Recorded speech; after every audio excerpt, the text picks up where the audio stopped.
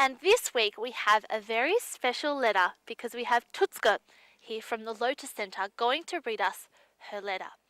So go ahead, Tutska. My name is Atandus. I am 10 years old and in class 5 I like to sing and I like dance. My friend's name is Harold. My favorite color is pink and I like to eat ice cream. I like living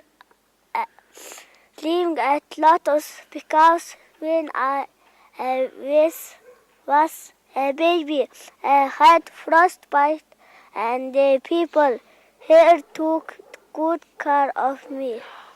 My gosh, that was a fantastic letter. Well done. And if anybody at home would like their letters read out, send us an email about anything to voiceboxtv@gmail.com. And it's time now for a cool English series, English Bites.